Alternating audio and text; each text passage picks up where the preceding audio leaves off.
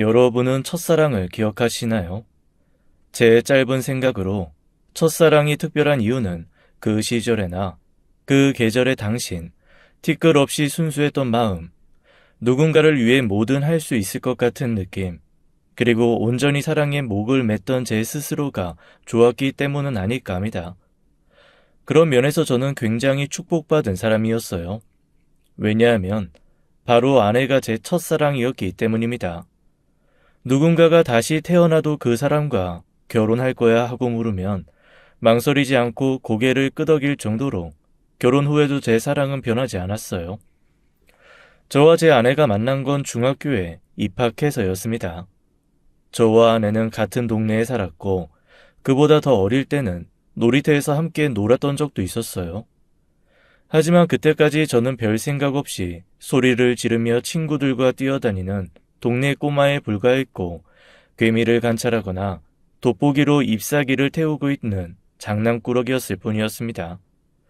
그렇게 저희는 서로 얼굴만 아는 그런 상태로 중학생 그리고 고등학생이 되었어요.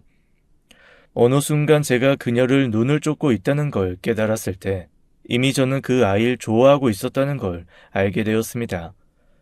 출발선에서 기다리다 준비 땅 하고 울려 퍼지는 신호탄 없이 가랑비가 서서히 땅을 적시는 것처럼 그렇게 스며들었던 것 같아요. 하지만 별 성과는 없었습니다. 학교를 오가면서 몇 번 심부름을 가다가 또 몇 번을 마주쳐도 인사만 나눌 뿐이었으니까요. 심지어 저희 어머니와 아내의 어머니가 동네에서 꽤 친한 사이였기에 마주칠 기회는 더 많았지만 희한하게 제가 좋아한다는 사실을 깨닫고 나서부터는 아예 말조차 걸 수가 없었습니다. 그저 땅 밑을 보거나 괜히 아무 관심 없는 척 고개를 돌려버리곤 했어요. 제게 첫사랑의 열병은 지독했지만 결코 드러내려고 하진 않았습니다. 정확히 왜 그랬는지 이유는 저도 모르지만 그때는 그러면 안 될 것 같다는 생각을 했던 것 같아요. 무엇보다 타고난 제 성격도 소심하기도 했죠. 일부러는 아니었지만 저는 그녀와 같은 대학으로 진학하게 되면서 겨우 소식을 알아내서 그녀가 하고 있는 동아리에 가입까지 했습니다. 그런 식이 아니면 영원히 연결이 끊어져 버릴 것 같았거든요. 어찌 보면 이런 제 모습이 이상하고 소름 끼친다고 생각할 수 있는 걸 모르진 않습니다. 하지만 이미 제게 그녀를 쫓는 건 습관 같은 게 되어 있었어요. 애초에 저와 이루어질 거라는 생각도 해본 적이 없었죠. 더구나 그녀는 고등학교 때부터 사귀고 있던 남자친구가 있었습니다. 잘생기고 헐친했으며 유머러스하기도 한 사람이었기에 둘이 굉장히 잘 어울린다는 생각이 들 정도였어요. 둘이 함께 걷고 웃고 이야기하는 걸 보고 있으면 꼭 드라마의 남녀 주인공처럼 보였습니다. 그 정도로 견고했고 서로가 서로를 빛내주는 사이였으니까요. 한편 저는 습관과 같던 첫사랑과는 편한 친구가 되었습니다. 아내는 어느 순간부터 제게 가지고 있던 경계심을 풀었고 그녀의 남자친구와도 함께 술을 마시곤 했어요. 저는 그 관계에 대한 불만은 전혀 없었습니다. 오히려 어릴 때부터 알던 친구, 오래 알고 지낸 중고등학교 동창생, 가장 친한 이성 친구라는 수식어에 만족했어요. 단순히 그냥 아는 사람이 아니라는 것만으로도 제 스스로가 굉장히 특별해 보였기 때문입니다. 다른 분들은 어떨지 몰라도 누군가를 좋아한다는 것 자체만으로도 저 스스로는 점점 좋은 사람이 되었어요. 이를테면 좋게 보이려고 우등생인 그녀처럼 열심히 공부를 했고 적어도 부끄럽지 않은 친구가 되기 위해서 대학 진학 후에도 열심히 취업 준비에 힘을 썼으니까 말입니다. 만약에 그녀를 좋아하지 않았다면 공부에는 흥미가 전혀 없었기에 대학 진학을 애초에 포기하지 않았을까 하는 생각이 들 정도였거든요. 그렇게 저는 좋아하는 감정 하나로 제 스스로를 발전시켜 나갔습니다. 그래서 제게 있어 짝사랑이라는 그렇게 나쁜 것만은 아니었어요. 누군가는 힘이 들어서 혹은 누군가는 너무 아플지도 모를 외로운 사랑이었겠지만 적어도 제게는 그걸 그만둬야 할 필요성을 느끼지 못했던 것 같습니다. 물론 외형적으로 제가 그렇게 최악은 아니었기 때문에 다른 여성들에게 꽤 많은 고백을 받긴 했어요. 그때마다 그냥 사귈까 하는 생각을 하지 않은 것도 아니었죠. 하지만 그때는 그랬어요. 집착? 그런 것보다는 그때 그 상태가 좋았던 거였습니다. 그러던 어느 날 그녀에게 사건이 생기고 말았어요. 나 이제 어떡해? 왜? 에이, 무슨 일인데? 우리 부모님 이혼하신대. 뭐? 아이, 갑자기? 두 분 사이 좋으셨잖아. 그 사람의 눈빛이 파르르 떨렸습니다. 엄마가 다단계를 했나 봐. 뭔지 잘 모르겠는데 아빠랑 싸우는 걸 들었어. 우리 살고 있는 아파트가 담보로 잡혀서 대출까지 받았대. 이런, 그럼 앞으로 어떻게 되는 거야? 아빠는 사채까지 끌어쓴 엄마랑 못 살겠다고 하시고 빨리 이혼해서 가진 거라도 지키겠다고 난리야. 막으려고 해봤지만 집은 넘어갈 거고. 내가 도와줄 방법 없을까? 그게 얼만데 네가 뭘 도와. 우리 집 진짜 망할 거야. 망하는 거라고. 나 학교도 아직 졸업 못했는데 어쩌지? 사실 엄마가 내 이름으로도 대출 받았단 말이야. 아빠한테 그건 말도 못했어. 진짜 엄마 죽을까 봐. 대출? 대출이 얼만데? 1,300. 내 신용에서 받을 수 있는 전부라고 했어. 일단, 조금만 지켜보자. 어? 알았어. 나 너무 무서워. 그러나 상황은 급박하게 변하고 말았어요. 실제로 두 분은 이혼 절차를 바로 밟았고 그 사람의 아빠는 집까지 나가버렸습니다. 집으로는 사채 업자들이 찾아왔고 담보로 잡힌 집은 경매로 넘어갔어요. 그 당시만 해도 사채 업자들은 밤낮 할 것 없이 돈을 직접적으로 빌린 사람뿐만 아니라 가족들까지 찾아와서 협박하고 괴롭혔었습니다. 결국 아내의 학교까지 그 사람들이 밀고 들어왔어요. 늘 빛이 나던 그녀도 시들어가고 있었습니다. 눈은 텅 빈 것처럼 퀭했고 친구들과 더 이상 어울리지 않고 아르바이트에만 매달리더군요. 그러는 와중에 영원할 것 같았던 그녀의 남자친구가 이별을 고했습니다. 오랜 기간 만난 만큼 당연히 졸업 후에 결혼을 하리라 생각했던 사람이라 그녀는 굉장히 힘들어했습니다. 제게 몇 번이나 죽고 싶다는 말을 할 정도였어요. 그리고 그때 손을 내밀어 준 게 저와 저희 부모님이었습니다. 솔직히 그때 부모님이 나서지 않았다면 저 역시도 그저 지켜보기만 했을 것 같아요. 저는 어디서부터 어디까지가 친구의 역할인지를 가늠하지 못했고 혹여나 그녀가 부담스러워할까봐 선뜻 도움을 줄 수가 없었기 때문입니다. 당시 꽤나 규모가 있는 가게를 하고 있던 어머니가 사채로 빌린 돈을 대신 갚아줬고 가게 중에 3호점의 운영을 맡기면서 빚을 탕감하게 했다고 해요. 그리고 저는 아주 어릴 때부터 모은 800만 원이 약간 넘는 돈을 그녀에게 빌려줬습니다. 마음 같아서는 그냥 주고 싶었지만 기간 제한 없이 갚으라는 말을 하면서 부담을 덜어주려고 노력했어요. 그로부터 딱 1년 후까지 그녀는 학교 생활과 일을 병행하면서 바쁘게 살았습니다. 마치 몸을 혹사시켜서 잊어버리려고 하는 듯 말이에요. 그러는 와중에 그녀의 남자친구는 몇 번이나 대학교 내에서 여자들을 사귀고 있었죠. 그걸 곁에서 지켜보는 저 역시도 힘들었는데 아내의 마음은 오죽할까 싶어서 곁에서 많이 위로를 해줬어요. 그리고 그녀의 이름으로 대출받은 돈의 대부분을 상환했을 때서야 그녀는 입을 열었습니다. 이제 남은 돈은 200만 원이야. 다음 달이면 나도 이렇게까지 바쁘진 않겠다. 진짜 축하해. 네 돈은 내가 말했잖아. 천천히 갚으라고. 근데 무조건 받긴 할 거야. 그리고 시간이 걸려도 상관없어. 어차피 당장 급한 돈도 아니고. 고마워. 너랑 너희 부모님이 우릴 도와줄 줄은 정말 몰랐어. 만약 도와주지 않았다면 난 우릴 떠난 아빠도 이 일을 만든 엄마도 평생 원망하면서 살았을 거야. 아니야. 넌 분명 다른 길을 찾아냈을 거야. 그리고 좋은 친구들을 둔 너희 어머니, 그리고 너는 그만큼 잘 살아왔다는 거 아니겠냐? 하하.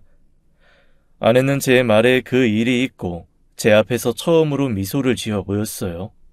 자기 입으로 좋은 친구라고 하니까 너무 웃겨. 당연하지. 아닌가? 아니야, 맞아. 그 일 터지고 아무도 돕겠다고 하진 않았거든. 야, 갑자기 왜 또 진지해? 돈 때문에 사랑이 변하는 거 정말 웃기지 않니? 아빠도 그 새끼도 결국에는 엄마, 그리고 나도 버리고 도망쳐버렸잖아. 결국 딱 한 번 사채업자들을 봤을 뿐인데 말이야. 지금 생각해도 너무 웃겨. 그치? 어? 아이, 뭐, 그렇지. 난 내가 진짜 대단한 사람이라고 생각했어. 웃기지만. 야, 너 대단하지. 공부도 잘하고, 얼굴도 예쁘고, 성격도 좋잖아. 아니, 그런 거 말고. 그냥 어떤 시련이 와도 덤덤할 줄 알았거든. 하지만 그건 상상 속에서 가능한 일이었지. 막상 그 입장 되니까 존재 자체를 부정하고 싶더라. 차라리 태어나지 말 거라고 말이야. 부정적인 애들 예전에는 이해되지 않았어. 이 세상에 재밌고 좋은 게 이렇게 많은데 왜 매번 저렇게 부정적일까 하는 생각에 말이야. 근데 알겠더라. 내가 마냥 꽃밭에서 온실 속 화초처럼 자랐기 때문이라는 걸. 치, 화초가 이렇게 튼튼해? 아르바이트를 3개를 하는 화초 봤어? 그런가? 그래, 너 강해. 내가 봐도 대단할 정도로 강한 사람이야. 고마워. 진짜 고마워. 그 뒤로 모든 게 정상으로 돌아오는 기간이 5년이 걸렸습니다. 정말 대단한 게 짧다면 짧은 그 시간에 그녀의 어머니는 저희 부모님에게 빌린 돈 전부를 갚았고 가게를 내면서 들어간 돈까지 모두 청산했다고 해요. 그리고 아내 역시도 졸업과 거의 동시에 취업에 성공했고 제게 빌렸던 돈에 이자까지 붙여서 갚았습니다. 솔직히 말하면 그때는 좀 아쉽긴 했어요. 뭔가 하루라도 빨리 털어버리려고 한 것 같다는 느낌, 기분이 그랬습니다. 하지만 그 뒤에 오는 반응은 제가 상상했던 그 이상의 것이었어요. 사실 난 네가 날 좋아하는 거 알고 있었어. 못됐지? 뭐? 아이, 그게, 아니, 뭐. 저는 너무 당황해서 눈만 깜빡였고, 목소리는 제대로 나오지 않았죠. 처음에는 모르는 척했고 나중에는 이용했어. 솔직하게 말하는 거야. 아, 알았구나. 그런데 나는 너 부담 주려구나. 알아. 그걸 아니까 내가 야가 빠지게 이용했겠지. 만약 네가 돈 빌려주고 나랑 잘해보려고 그랬다면 난 분명 도망쳤을 거야. 돈도 절대 안 줄 거고. 근데 넌 그러지 않았어. 그냥 내 곁을 맴돌 뿐이었지. 그래서 돈 갚았어. 아, 그렇구나. 그리고 또 하나. 취업하고 3개월 만에 너한테 돈 갚은 이유 또 있어. 돈 문제로 너랑 내 사이가 엮이는 걸 원하지 않기 때문이야. 너랑 나의 시작이 그런 식이 아니었으면 했어. 이제 다 줬으니까 우리 새로 시작해. 그게 무슨 뜻이야? 새로 친구하자고? 너 바보야? 이제 나한테 데이트 신청해도 된다고 말하는 거잖아. 뭐? 아, 데이트? 미리 말할게. 난 널 이성적으로 본 적은 단 한 번도 없어. 하지만 노력할 거야. 일부러 그럴 필요는 없어.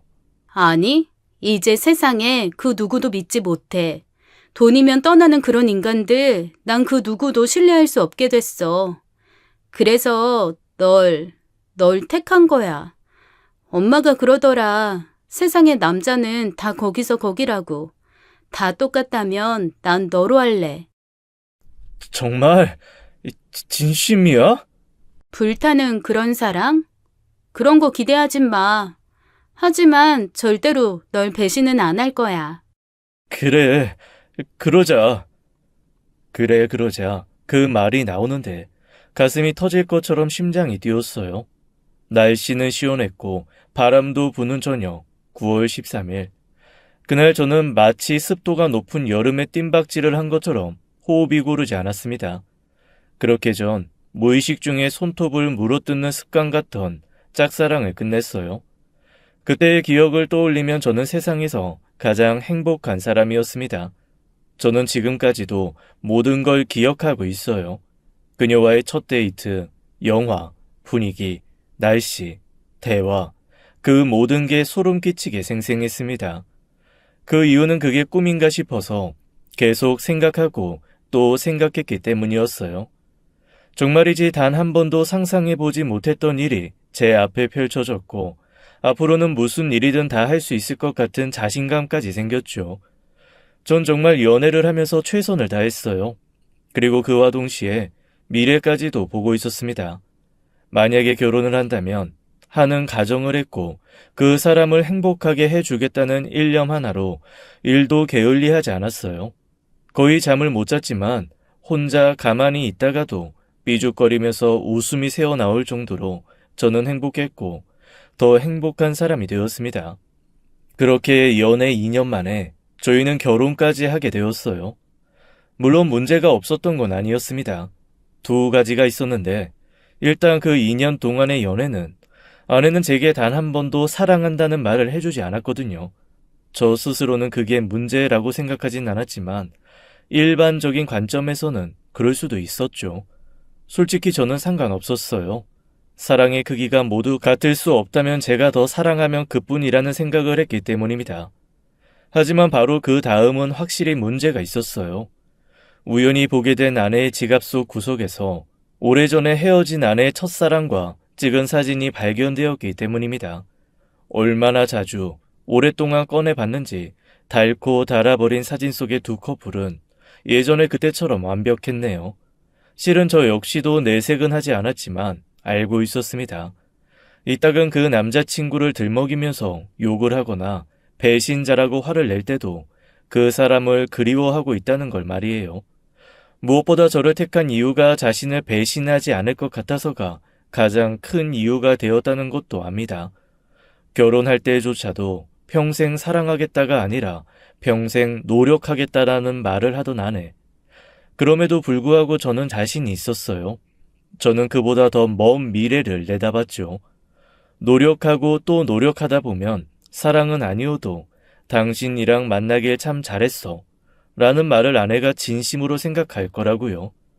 설거지 하려고? 됐어. 너 앉아서 좀 쉬어. 내가 할 거야.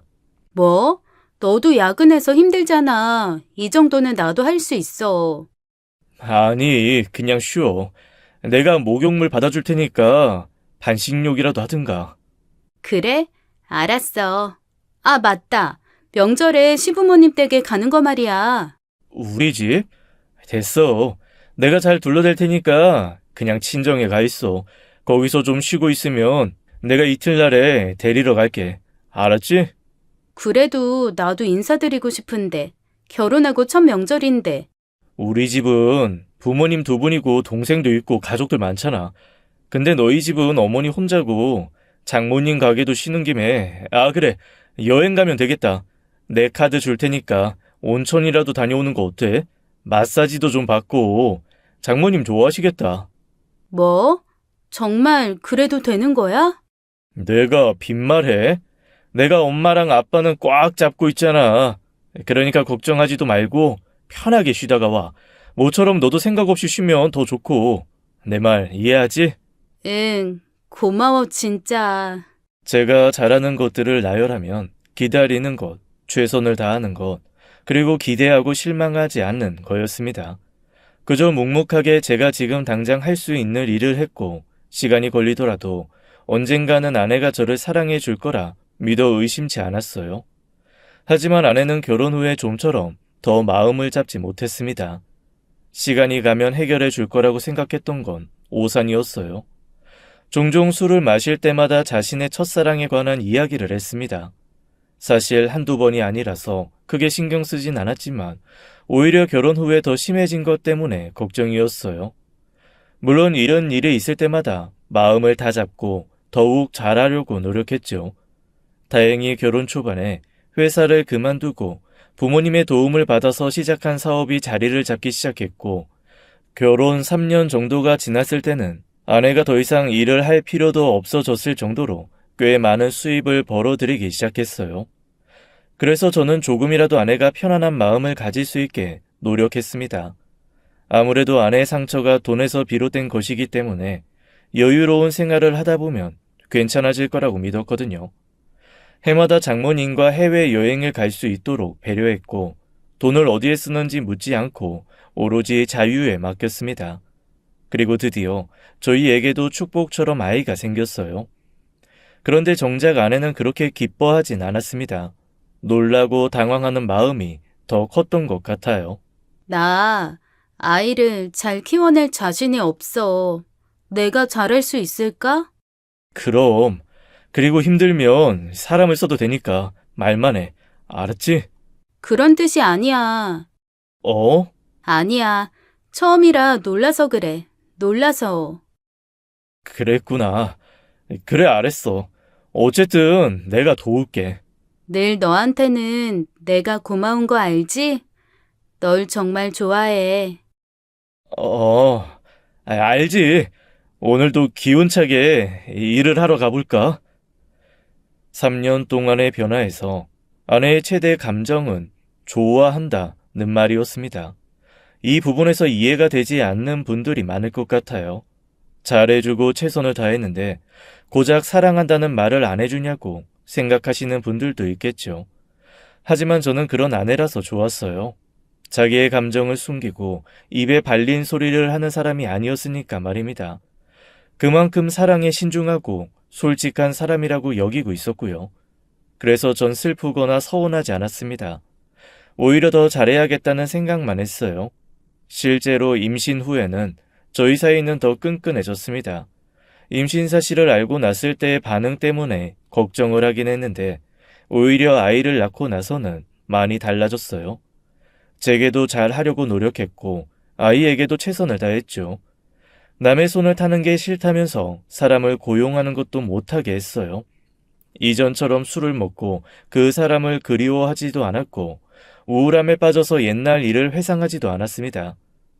결혼 8년 차가 되었을 때는 세상에 이렇게 완벽한 가족은 없겠다 느낄 정도로 저희는 더욱 견고해졌어요. 하지만 그 무렵에 아내는 아이의 교육을 위해서 외국으로 나가서 몇 년만 있다가 들어오겠다고 했습니다. 기러기 아빠?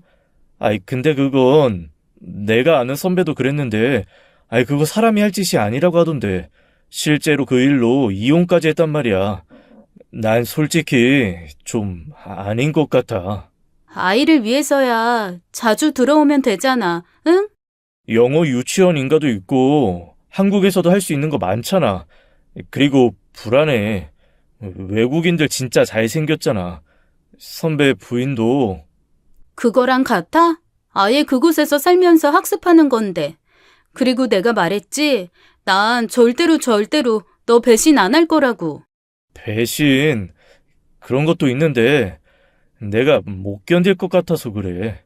솔직히 이 집에서 모든 집안일을 네 손을 거쳤었잖아. 이제는 도우미 아주머니가 계시지만 그래도 얼마만큼 잘하는지 아니까 난 크게 걱정되진 않아. 제발. 얼마나 생각하고 있는데. 초등학교 입학하기 전까지만 다녀올게. 어? 제발. 뭐? 그럼 8살인데 그렇게나 오래? 애들 크는 거 금방이야. 배울 수 있을 때 많이 배워두자. 어? 나 네가 오라고 하면 정말로 바로 올 거야. 진짜야. 그리고 연락하고 그러고 오지 말고 그냥 오고 싶을 때 와도 되고. 너 속이고 딴짓하면서 그 선배 부인처럼 그렇게 안 있을 거야. 저는 거부했고 아내는 일주일을 설득했어요. 결국 저는 이기지 못하고 들어줬죠. 어차피 그렇게 될 거라는 걸 모르진 않았어요. 아내는 한다면 하는 사람이었기에 제가 아무리 고집을 피워도 결국에는 모든 게 아내의 뜻대로 될 거라는 걸 알고 있었기 때문입니다. 그저 조금이라도 그 일을 뒤로 미루고 싶었을 뿐이었고요. 그렇게 호주로 가게 된 아내는 정말로 자주 저를 찾아왔습니다. 저 역시도 딱 3번을 그곳에 다녀왔고요. 그런데 신기하게도 오히려 떨어져 있는 시간이 생기니 아내는 제게 더욱 잘하려고 노력하기 시작했습니다. 전화도 자주 했고 보고 싶다는 말도 했어요. 그래서 어느 순간부터는 기러기 아빠라도 할만하다는 생각이 들었죠. 그리고 무엇보다 아이가 초등학교에 입학하려면 10개월은 남았는데 아내는 갑자기 한국으로 들어왔어요. 이유는 제가 보고 싶어서 그랬다고 합니다. 갑작스럽게 외국에서의 생활을 모두 정리하고 돌아와서 놀라긴 했지만 그 말에 저는 세상을 다 가진 것 같았어요. 헌데 진실이 아니었다는 것을 한참 후에 알게 되었습니다. 아내가 변하기 시작한 건 한국으로 돌아왔을 때였어요. 친구들과 만남이 잦아지고 약속이 번번해지고 귀가가 늦어졌지만 그만큼 해외에서의 생활이 외로웠나 보다 하고 말았었습니다. 전혀 의심하지 않았고요. 오늘도 늦어? 내일 입학식 참가해야 하잖아. 오늘은 늦지 마. 뭐? 벌써 그렇게 됐나? 아, 어쩌지? 난 그것도 모르고. 왜? 설마 무슨 약속 있어?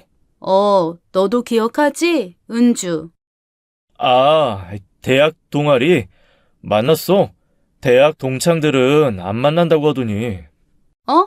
아, 나도 잊어야지. 언제까지 과거에 머물러 있을 순 없잖아. 그렇지. 잘 되긴 했어. 근데? 걔가 결혼식을 하는데 부산에 있는 남자랑 결혼을 한대. 그래서 내가 오늘 거길 내려가야 할 것 같아. 갑자기 결혼? 좀 늦긴 했지만 막차지 뭐. 요즘 다들 늦게 결혼하기도 하고. 아니, 나이가 들어서 결혼하는 게 문제가 아니라 결혼식 참석인데 이렇게 급하게 날짜를 말해주면 어떡해. 애는 어쩌라고. 입학식인데. 그러니까. 근데 나랑 친했잖아. 입학식은 너만 참가해도 되잖아. 그야.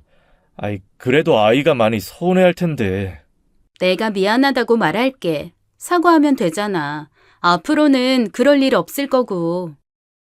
그럼 얼마나 있다가 오려고? 이왕 내려간 거 한 2박 3일?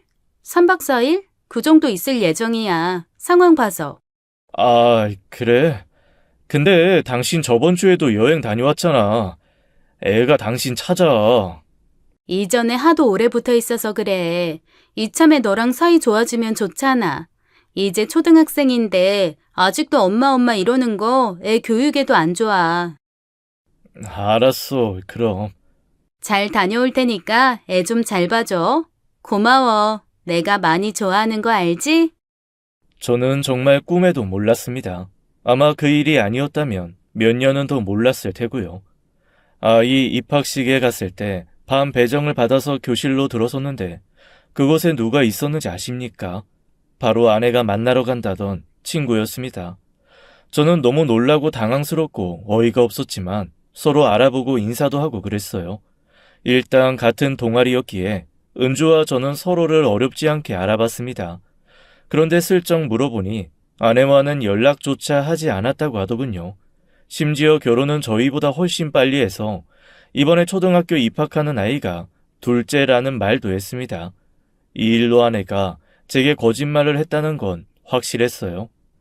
문제는 도대체 누구와 부산을 갔는가 하는 거죠.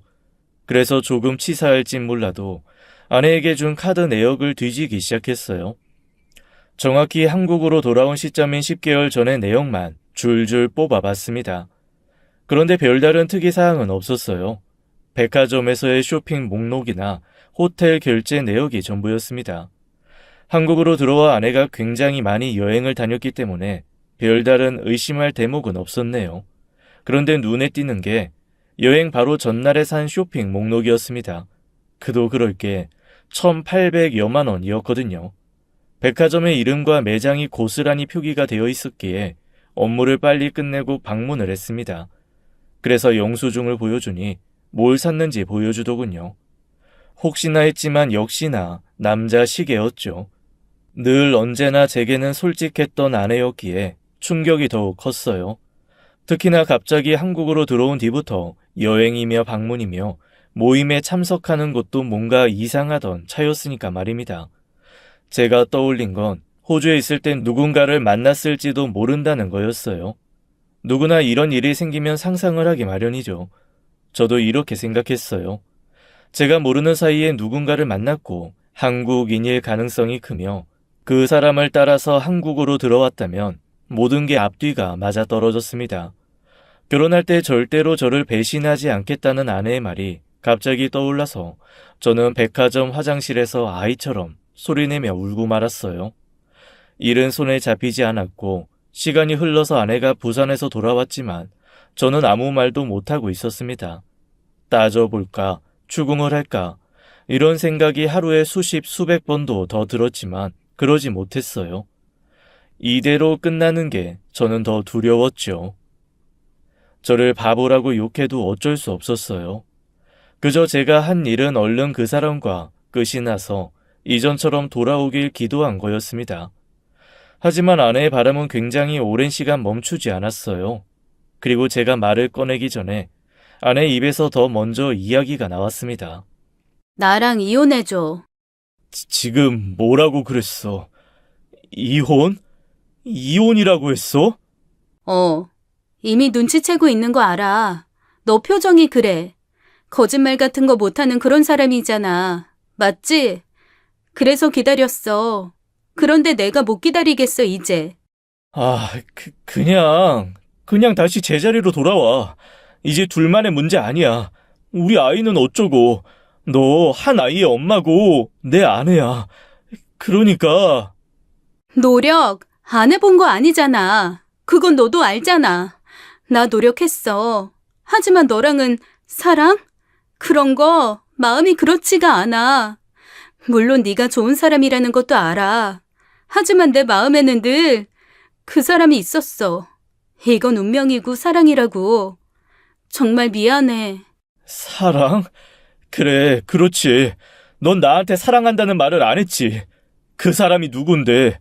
아이랑 날 버릴 정도로 대단한 사람이야? 너도 알 거야. 내 첫사랑. 널 버렸던 그 인간? 맞아. 원망했고 미워했어. 내가 가장 힘들 때 버렸으니까. 하지만 그 감정도 결국에는 사랑이더라. 나한텐 그랬어. 그래서 아이까지 버리겠다고? 그러게 내가 처음부터 자신 없다고 했잖아. 아이 키우는 거. 점점 널 닮아가는 그 아이를 보면서 나 나름대로 최선을 다했어. 사랑도 주고 정도 주고 함께 살면 괜찮아질 거라고 생각했다고. 근데 아니었어. 나 그 아이를 사랑하지 않아. 내 마음은 하나야.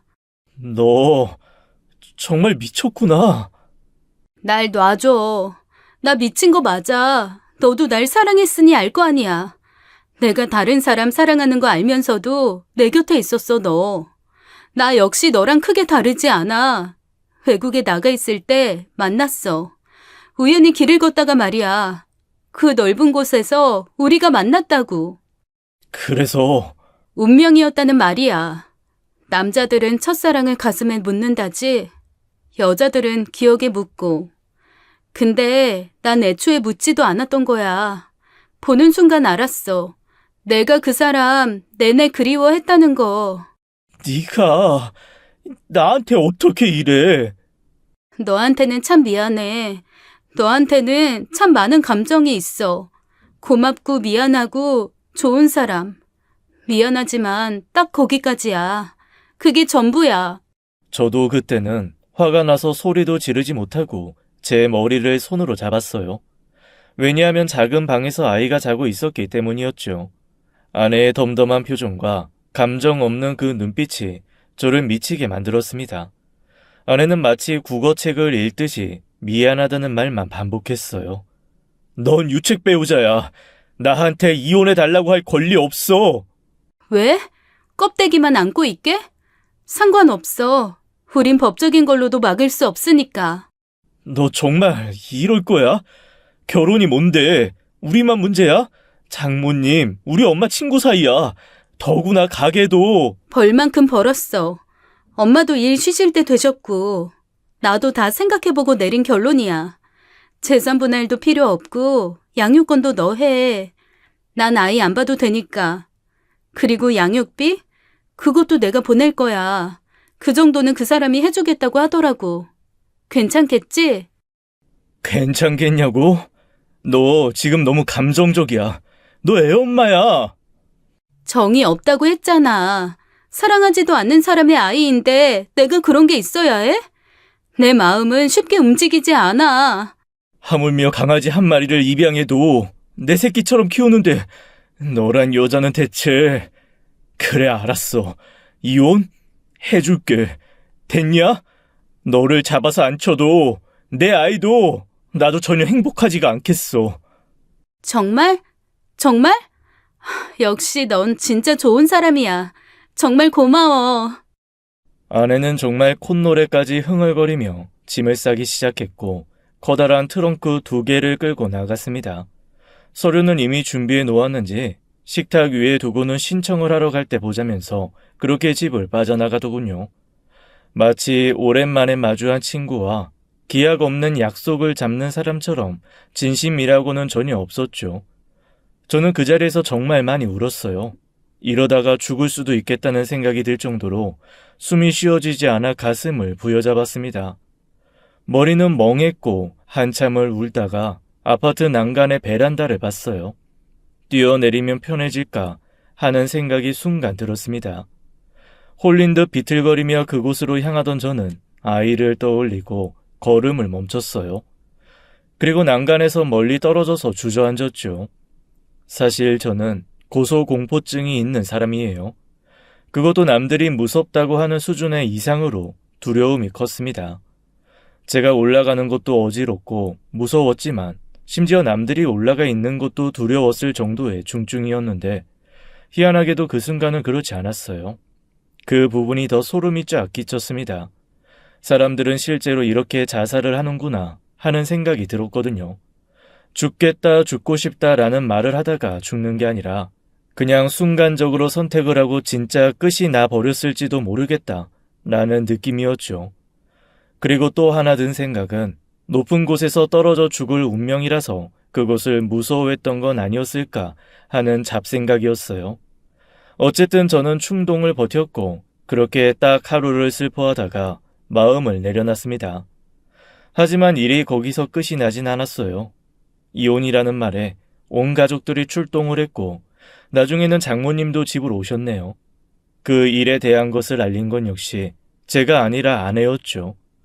저희 부모님의 경우는 그간에 꽤 많은 배려를 해주셨던 걸 모르지 않았기에 화를 내는 게 이해가 됐어요.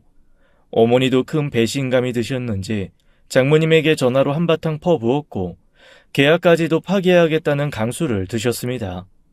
둘도 없는 친구 사이였던 두 분 사이에서 고성이 오갔고 결국 장모님은 저희 집까지 오셨어요. 첫날에는 제게 미안하다고 했고 아내를 용서해달라고 비셨습니다. 하지만 그 다음에 오실 때는 아내가 제 아이를 낳아줬고 그간 재산에 기여한 정도는 줘야 한다고 우기시기 시작하더군요. 당연히 저는 그간 아내가 쓴 카드 내역을 읊었고 장모님은 마지막에 자존심이라도 챙겨가시려는지 제게 악담을 퍼붓기 시작했습니다. 자네가 그러니까 내 딸이 마음을 못 잡지. 그거 아나? 우리 딸 재혼할 그 남자 쪽 집안도 여기 못지 않어. 참나. 이깟하기 몇 개 하고 작은 중소기업 하나 굴린다고 감히 우릴 무시하고 욕하고 손가락질해? 정말 애미나 아들이나? 그런 분이 왜 재산 분할을 구걸하러 오셨어요? 저희 가게 자리 생각보다 권리금 비싸서 엄두가 안 나셔서 그런 거 아닙니까? 구걸? 마땅히 나는 내 딸이 받아야 할 걸 못 받아서 온 거야. 애가 마음이 약해서 한 푼도 안 받겠다고 한 것 같은데 나는 그 꼴 못 봐. 이 집에서 걔가 얼마나 고생했는데, 어?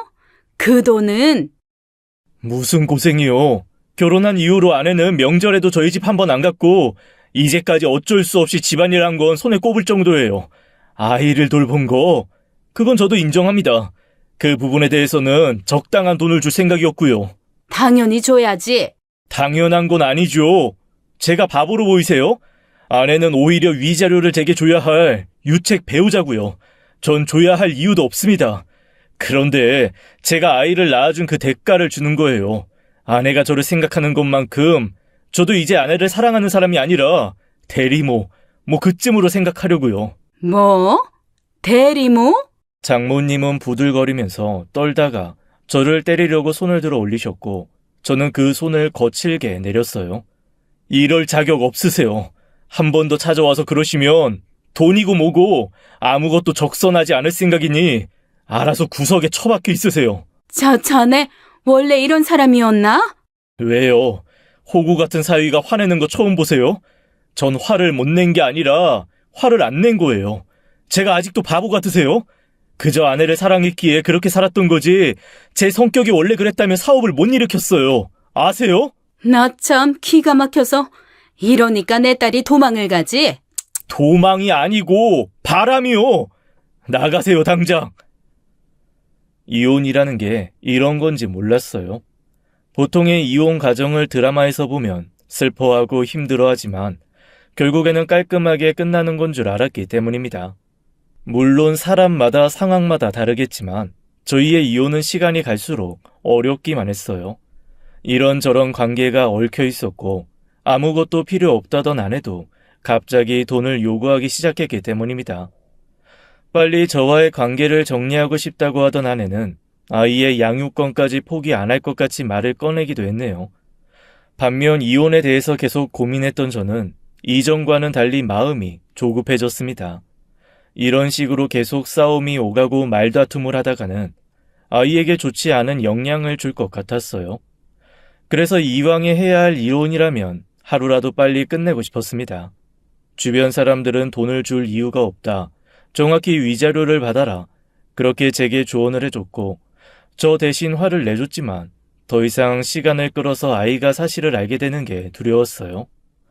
특히나 아내의 바람은 감추고 싶었죠. 아이에게 일말의 정도 없던 아내라면 제가 돈을 주지 않았을 때 아이에게 모든 걸 이야기하고도 남을 사람이었으니까요. 무엇보다 돈을 주면서 아내를 사랑했던 저 자신을 떠나보내고 싶었습니다. 그리고도 실제로도 그 방법은 나쁘지 않았어요. 꽤 큰 돈의 액수였지만 그 돈을 보고 좋아하는 그녀의 모습을 보고 있으니 그간에 사랑했던 제 마음이 씻겨 내려가는 것 같았습니다. 한마디로 정이 완전히 떨어지고 말았거든요.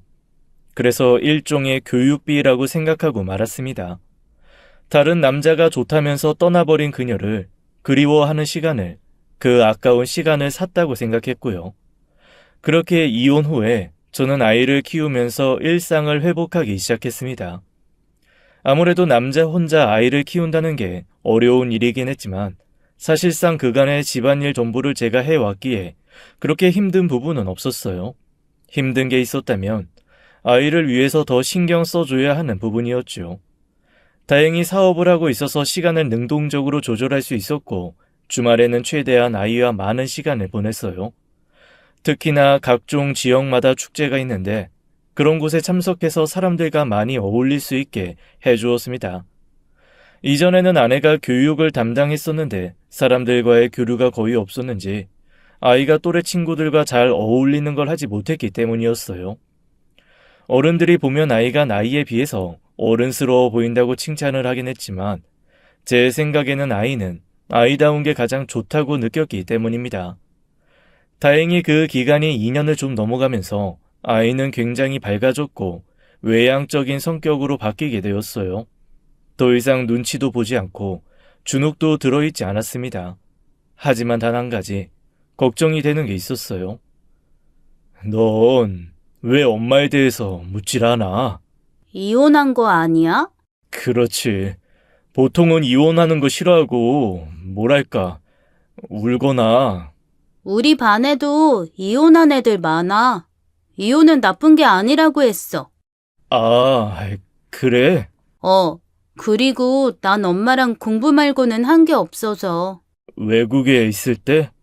응, 그때 힘들었던 것만 기억나. 그래도 엄마 안 보고 싶어? 아빠가 보고 싶어? 아빠는 어떤데? 아빠는 안 보고 싶긴 해. 그럼 나도 안 보고 싶어. 아빠랑 사는 게 더 좋아. 고마워. 아빠 사랑해. 순간 울컥하고 눈물이 흘렀습니다. 사랑한다는 말을 아이에게 들어서인지 아니면 그간의 그 말에 한이 있어서인지는 모르겠어요. 그냥 그랬습니다. 정말 잠깐 놀란 표정을 지었었는데 눈에서 눈물이 후두둑 떨어지고 있었거든요. 왜 울어? 울지 마. 너무 좋아서 좋아서 그래. 아빠도 정말 사랑해. 앞으로는 자주 해줘야겠다. 눈물 하나도 안 나게. 내 새끼 다 컸네. 아빠 위로할 줄도 알고.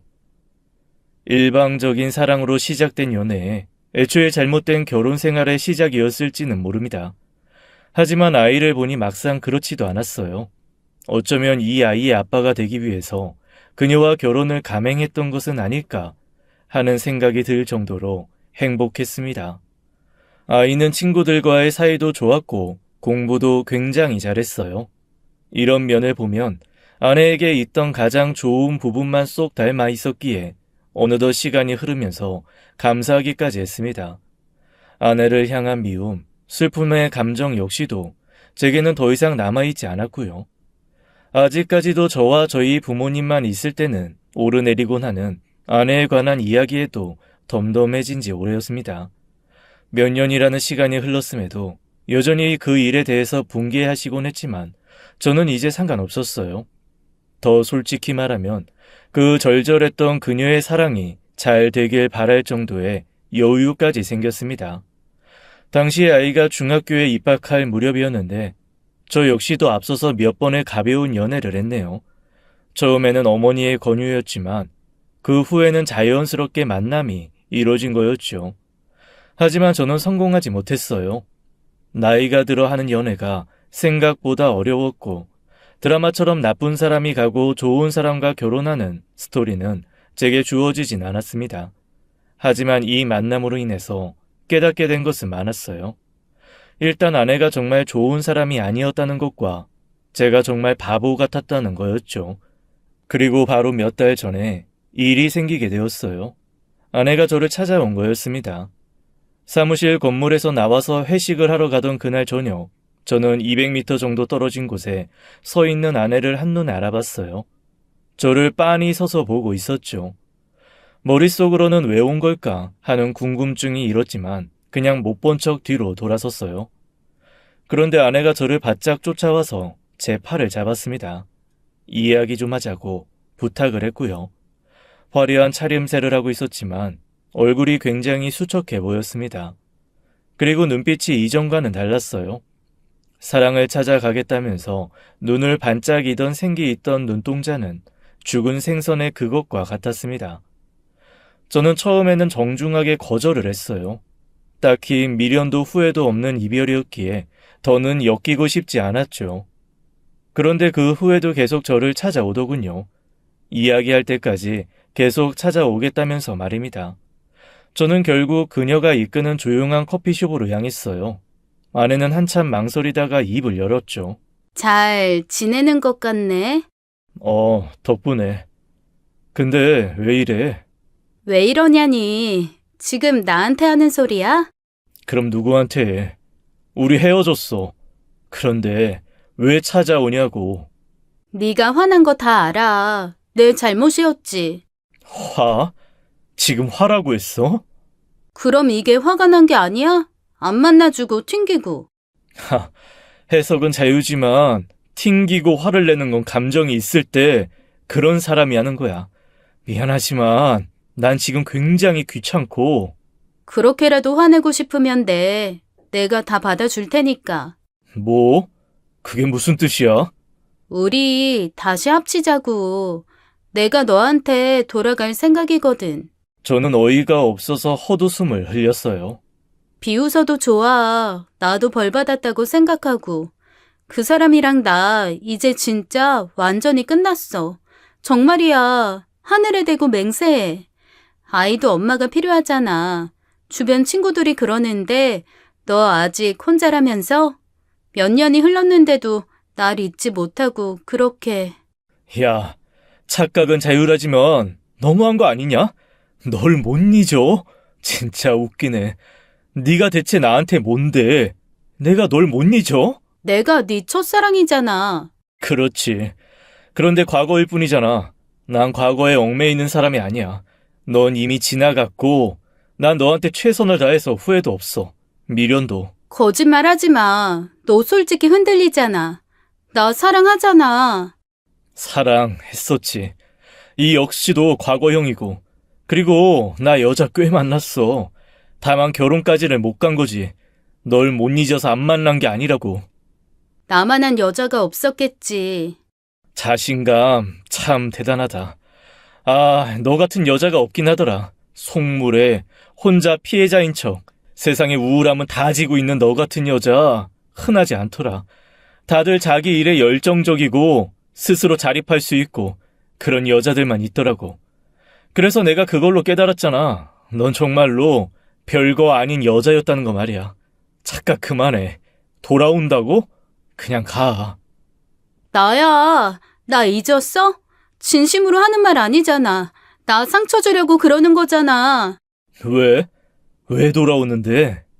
이제 알았어. 내가 널 사랑하고 있다는 걸. 사랑? 이 말 듣고 싶었지? 나 몰랐었어. 가까이 있을 때는 몰랐다고. 널 사랑해. 정말 진심으로 사랑하게 됐어. 앞으론 더 사랑할 거고. 하, 그래서 멀어지니까 알게 되었다는 말을 하는 거야? 그래. 그러니까 우리 다시 시작해보자. 내가 왜 돌아오려고 하는지 이유를 추측해볼까? 그 남자가 사업이 망했거나 혹은 집안이 망했거나 아니면 사기꾼이거나. 아, 아니야. 그런 거 아니야. 나 잘 살았어. 진짜야. 근데 자꾸만 당신이 그립고 보고 싶었고 아이도 그렇고. 야, 거짓말하지 마. 그거 옷 나랑 백화점에서 산 옷이지. 그리고 그 시계도 우리 엄마가 선물해준 거고. 지금 너 굉장히 애쓰고 최대한 비싼 것만 몸에 두르고 온 것 같은데 다 티가 나. 뭐? 뭐가 티가 난다는 거야? 너 고생 많이 했나 봐. 얼굴이 아주 폭삭 늙었네. 아내는 황급히 자신의 얼굴을 가리더니 거울로 자신을 살폈습니다. 세월이 흘렀으니까 그런 거지. 사랑이랑 재채기를 못 숨기는 것처럼 가난도 숨기지 못해. 그래서 돌아오려고 하는 거잖아. 사랑한다는 말까지 하면서. 내 진심을 왜 몰라줘? 이보세요. 내 진심도 좀 알아주세요. 난 평생을 죽어라 노력했어. 너한테 잘 보이려고. 그래서 운동도 엄청 열심히 했잖아, 매일같이. 그래서 지금 내 나이에도 너보다 훨씬 좋은, 능력 있고, 어리고 그런 여자들이랑 만나고 있어. 내가 왜 너를 택할 거라고 생각해? 나 애엄마야. 애도 꼴 보기 싫다고 했잖아. 권리는 있어. 나도 아이 볼 권리 있다고. 법적으로도. 웃긴다. 목적을 들키니까 이제 아이를 걸고 넘어지네. 애 많이 컸어. 그래서 나도 전처럼 너한테 돈 주고 아이 지킬 생각 없고. 해봐. 저는 자리에서 일어나서 씩 웃었어요. 소송할 돈은 있냐? 사랑이 최고라더니 돈 때문에 사랑도 변하나 봐. 네, 그 대단한 사랑 정말 견고한 것 같네요. 좀 불쌍하다. 저는 뒤에서 꽥 소리치는 아내를 뒤로하고 집으로 돌아왔습니다. 그리고 그로부터 일주일, 열흘 정도 뒤에 이번에는 부모님 쪽으로 장모님이 찾아왔다는 소식을 들었어요. 무릎을 꿇고 빌면서 자신을 도와달라고 했답니다. 거의 밥도 못 먹은 사람 꼴이었고 심한 악취까지 풍겼다고 하더군요. 그리고 자세한 내막도 들을 수 있었습니다. 그 첫사랑인 그 인간이 정말 사기꾼이었다더군요. 특히나 유부녀를 대상으로 혼인 빙자 가늠 및 사기죄로 이미 여러 사건의 피해자로 지목되어 있었답니다. 여자들 돈을 뜯어 이곳에서 쓰고 다시 그 여자 돈을 뜯어 다른 쪽에다가 쓰면서 부자 행세를 했고 달콤한 미래를 속삭이며 이혼을 시키고 위자료를 받아 챙기는 수법을 쓴 모양이었어요. 헌데 이미 법적으로는 25살이라는 어린 나이에 결혼한 한 유부남이 있었고 아이도 셋이나 있는 남자였던 겁니다. 더구나 아내가 운명이라면서 해외에서 다시 만나게 된 것 역시 연출되었고 의도적이었다고 했죠. 이를 알게 되었던 건 저와 이혼 후 그 첫사랑과 만난 지 2년이란 시간이 흘렀을 때였답니다. 이미 제가 준 돈은 사업에 투자한다는 명목으로 가져간 상태로 도망을 쳤고 거의 1년 후에 경찰에 잡혔을 때는 이미 돈은 공중분해된 거였어요. 그래도 어떻게든 버텨볼 거라고 그간 모아놨던 돈으로 어머니와 장사를 시작했지만 반짝 잘 되다가 망하고 말았던 거였습니다. 사랑, 그것 때문에 모든 걸 버리고 떠났으면서 저를 사랑한다며 다시 돌아오려는 아내는 현재까지도 제 주변을 얼쩡거리고 있어요. 물론 받아줄 생각은 전혀 없습니다. 어디선가 그런 말을 하더군요. 너무 아프기만 한 사랑은 사랑이 아니라고 말입니다. 그 말이 맞는 것 같아요. 이젠 제게 매일같이 찾아와서 사랑한다는 말을 내뱉는 아내를 보면 역겹기까지 하죠.